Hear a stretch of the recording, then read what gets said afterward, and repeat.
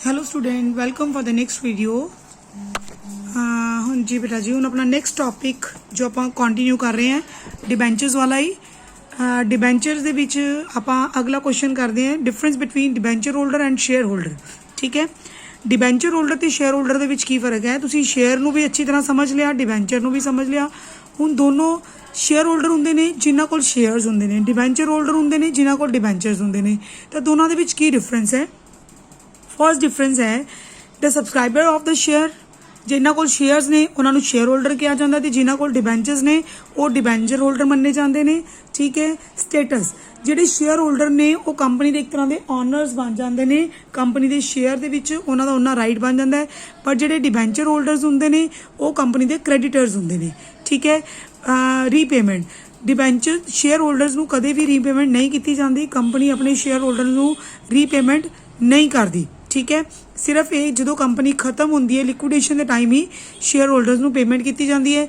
But जो debenture holder होंगे during the life time of company इन्हों की पेमेंट वापस की जाती है। ठीक है, उस तो बाद आ गया रिटर्न। शेयर होल्डर को जो डिविडेंड है वो दिता जाता है प्रॉफिट्स के विचों, और डिबेंचर होल्डर्स को उन्होंने इंटरस्ट दिता जाता है प्रॉफिट्स के विचों। ठीक है, रेगुलरिटी ऑफ रिटर्नस ये जोड़ा है वो डिविडेंड पे किया जाता है शेयर होल्डर को जो प्रॉफिट्स है। अगर कंपनी को प्रॉफिट होंगे ने तो डिबेंचर ता ही उन्होंने डिविडेंड पे किया जाता है। In the case of loss उन्होंने कोई भी डिविडेंड पे नहीं किया जाता। पर डिबेंचर होल्डर्स ने चाहे अगर प्रॉफिट कंपनी को प्रॉफिट हो या लॉस, लेकिन उन्होंने रेगुलर जोड़ा इंटरस्ट रेट है वो पे किया जाता है। ठीक है, उस तो बाद चार्ज ऑफ रिटर्न जोड़े डिविडेंड्स ने उन्होंने अगेंस्ट कोई भी जोड़े शेयर्स ने dividend on shares is a charge against the profit on loss appropriation account. Company जो डिविडेंड पे करती है वो सारे खर्चे कड्ढण तो बाद जो एक्चुअली प्रॉफिट डिस्ट्रीब्यूटेड रह जाते हैं उन्होंने विचों ही पे किया जाता है।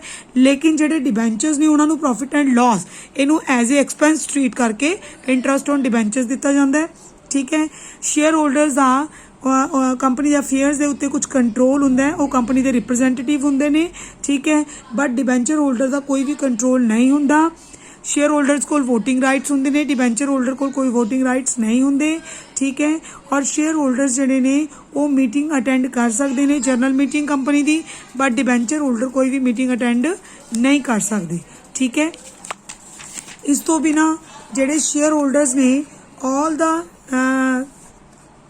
The liquidation at the time of liquidation share holders को प्रियोरिटी नहीं दी जाती। आफ्टर द पहला आउटसाइड लाइबिलिटीज पे की जाती ने, और डिबेंचर्स को पहला प्रियोरिटी दी जाती है। डिबेंचर्स हमेशा पहला पे किए जाते हैं शेयर को पे करने तो पहला। ठीक है, और शेयर्स को डिस्काउंट इशू नहीं किया कैन नॉट बी इशू नहीं किया जा सकता। ठीक है, बट डिबेंचर्स को डिस्काउंट इशू किया जा सकता है। ठीक है, और सिक्योरिटी ये अनसिक्योर्ड होंगे ने, बट डिबेंचर्स जोड़े वो सिक्योर्ड हो सकते हैं, जनरली ये सिक्योर्ड ही होंगे ने।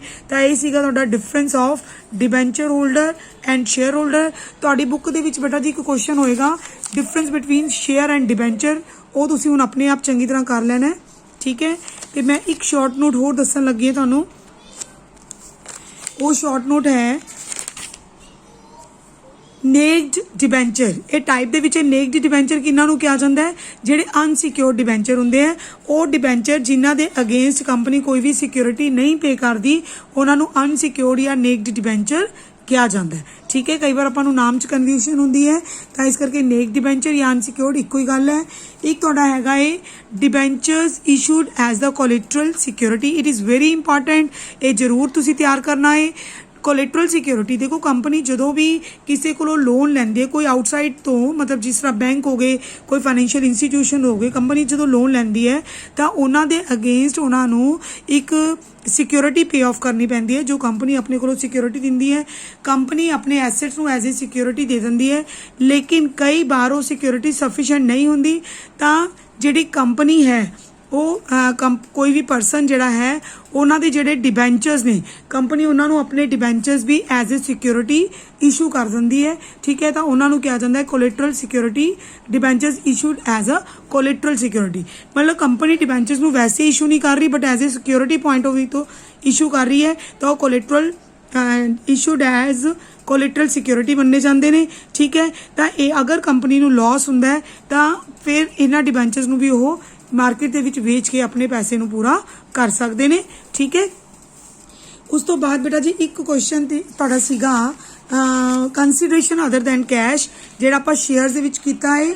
ਕੰਸੀਡਰੇਸ਼ਨ ਅਦਰ ਦੈਨ ਕੈਸ਼ ਹੁੰਦਾ ਹੈ ਕਿ ਕੰਪਨੀ ਅਗਰ ਕਿਸੇ ਪਰਸਨ ਤੋਂ ਕੋਈ ਐਸੈਟ ਖਰੀਦਦੀ ਹੈ ਤਾਂ ਉਹਨਾਂ ਨੂੰ ਕੈਸ਼ ਪੇਮੈਂਟ ਕਰਨ ਦੀ ਬਜਾਏ ਆਪਣੇ ਹੀ ਸ਼ੇਅਰ ਜਾਂ ਡਿਬੈਂਚਰ ਇਸ਼ੂ ਕਰ ਦਿੰਦੀ ਹੈ। ਠੀਕ ਹੈ, ਤਾਂ ਉਹਨੂੰ ਆਪਾਂ ਕਹਿੰਦੇ ਹਾਂ ਕੰਸੀਡਰੇਸ਼ਨ ਅਦਰ ਦੈਨ ਕੈਸ਼। ਠੀਕ ਹੈ, ਕੰਸੀਡਰੇਸ਼ਨ ਅਦਰ ਦੈਨ ਕੈਸ਼ ਦੇ ਵਿੱਚ ਬਸ ਕੰਪਨੀ ਆਪਣੇ ਹੀ ਡਿਬੈਂਚਰਸ ਨੂੰ ਓਨੀ ਅਮਾਊਂਟ ਦੇ ਇਕੁਅਲ ਕਰ ਦਿੰਦੀ ਹੈ। ਫॉर ਐਗਜ਼ਾਮਪਲ ਆਪਾਂ ਕੋਈ ਐਸੈਟ ਪਰਚੇਜ਼ ਕਰਦੇ ਹਾਂ ਤਾਂ ਉਹਦੀ ਐਂਟਰੀ ਕੀ ਹੁੰਦੀ ਹੈ, sundry assets account debit to vendor, ਜਿੱਥੋਂ ਆਪਾਂ ਖਰੀਦਿਆ ਐਸੈਟ ਆਇਆ ਵੈਂਡਰ ਦੇ ਨਾਮ ਤੇ ਔਰ ਵੈਂਡਰ ਨੂੰ ਆਪਾਂ ਕ੍ਰੈਡਿਟ ਕੀਤਾ। ਹੁਣ ਇਸ ਵੈਂਡਰ ਨੂੰ ਆਪਾਂ ਕੈਸ਼ ਪੇਮੈਂਟ ਕਰਨ ਦੀ ਬਜਾਏ ਅਸੀਂ ਉਹਨੂੰ ਆਪਣੀ ਕੰਪਨੀ ਦੇ ਡਿਬੈਂਚਰ ਇਸ਼ੂ ਕਰ ਰਹੇ ਹਾਂ, ਤਾਂ ਐਂਟਰੀ ਕੀ ਬਣੂਗੀ, vendors account debit to debentures account to debentures premium account. ਅਗਰ ਪ੍ਰੀਮੀਅਮ ਤੇ ਇਸ਼ੂ ਕਰਦੀ ਤਾਂ ਪ੍ਰੀਮੀਅਮ ਕ੍ਰੈਡਿਟ ਹੋਏਗਾ, ਅਗਰ ਡਿਸਕਾਊਂਟ ਤੇ ਇਸ਼ੂ ਕਰਦੀ ਕੰਪਨੀ ਤਾਂ ਡਿਸਕਾਊਂਟ ਡੈਬਿਟ ਹੋਏਗਾ। ਇਹਨੂੰ ਅਸੀਂ ਕਹਿੰਦੇ ਕੰਸੀਡਰੇਸ਼ਨ ਅਦਰ ਦੈਨ ਕੈਸ਼। ਠੀਕ ਹੈ ਬੇਟਾ, ਇਹਦੇ ਨਾਲ ਹੁਣ ਤੁਹਾਡੀ ਡਿਬੈਂਚਰਸ ਦੀ ਥਿਊਰੀ ਹੈ ਜਿਹੜੀ ਉਹ ਵੀ ਕੰਪਲੀਟ ਹੁੰਦੀ ਹੈ।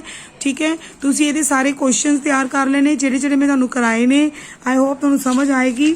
ਉਸ ਤੋਂ ਬਾਅਦ ਆਪਾਂ ਹੁਣ ਸੈਕਿੰਡ ਬੁੱਕ ਦੀ ਜਿਹੜੀ ਥਿਊਰੀ ਹੈ ਉਹ ਕਰਾਂਗੇ, ਫਿਰ ਆਪਾਂ ਪ੍ਰੈਕਟੀਕਲ ਪਾਰਟ ਸ਼ੁਰੂ ਕਰਾਂਗੇ। ਬੇਟਾ ਜੀ ਇਹਨੂੰ ਧਿਆਨ ਨਾਲ ਦੇਖੋ ਤੇ ਸਮਝੋ ਔਰ ਟਰਾਈ ਕਰੋ ਆਪਣੇ ਆਪ ਕੁਐਸਚਨ ਲਿਖਣ ਦੀ। Take care.